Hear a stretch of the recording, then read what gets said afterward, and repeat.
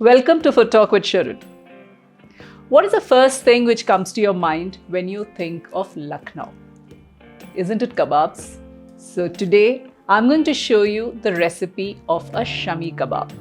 It's a really melt in the mouth kind of a kebab, different from the galati kebab that Lucknow is again famous for. But I feel shami kebab is much more easier to attain perfection, if I may use that word, compared to galati kebab. So let's quickly check out the recipe. But before we do that, don't forget to like, share and subscribe to my channel. And please do click that tiny bell icon too and turn on all notifications.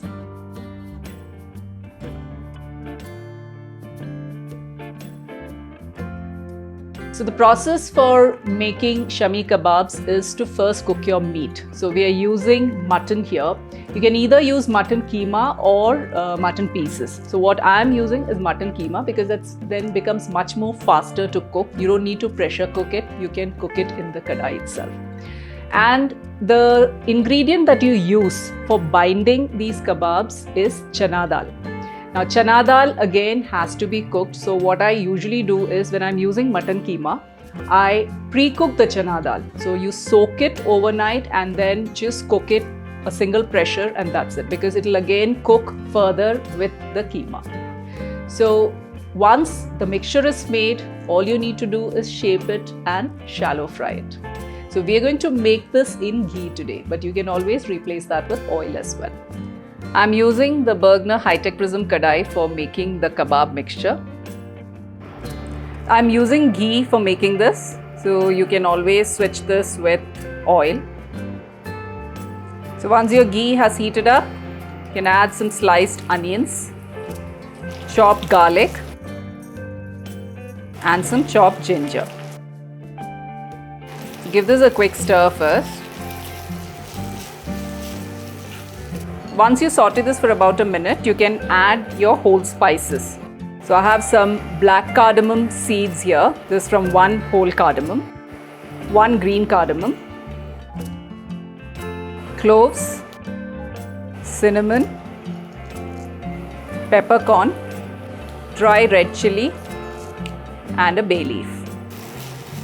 So these are the only spices which actually go into this kebab. So once the onions are translucent, you can add the mutton keema.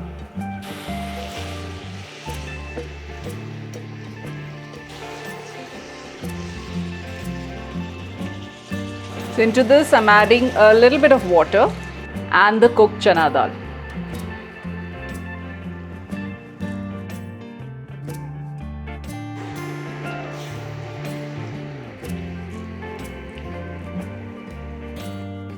Add some salt for seasoning.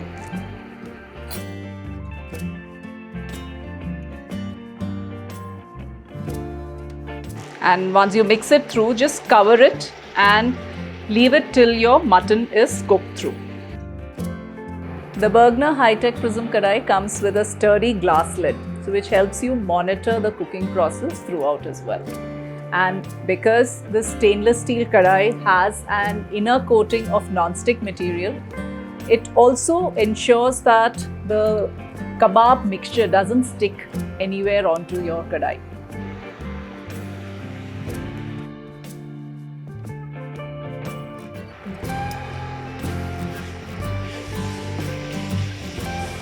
The mutton is cooked now. And you can see the water is also almost all evaporated. So we can turn off the heat now, and this mixture needs to cool properly. So the next step is to grind this kebab mixture into a fine paste. Now you need to let this cool properly before you put it into your mixie. Also, you can remove pieces of cinnamon and the bay leaf so that the grinding process is easier and it becomes a nice smooth paste.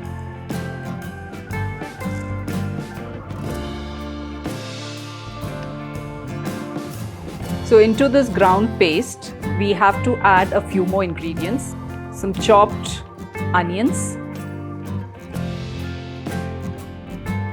green chilies, some lemon juice. So after you mix it, you can check if it needs further salt or not. If so, you can add that as per your taste. Finally, just add some chopped mint and coriander leaves and mix it into this.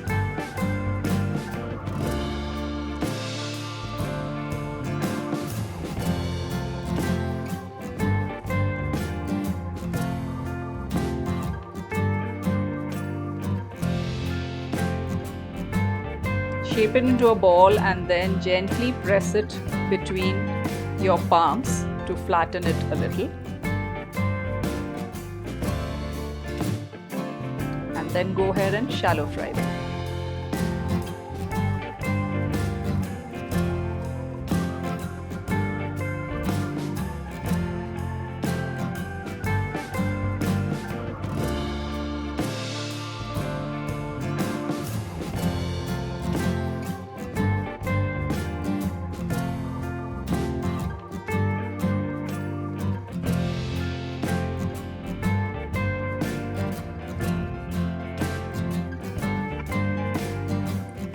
These kebabs are really soft, so there's a very high chance that while we shallow fry them, when we are trying to flip them over, they tend to break.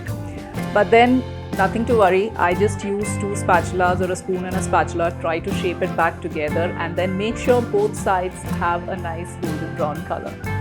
The melt in the mouth, soft texture is what this kebab is all about, so we don't want to lose that either.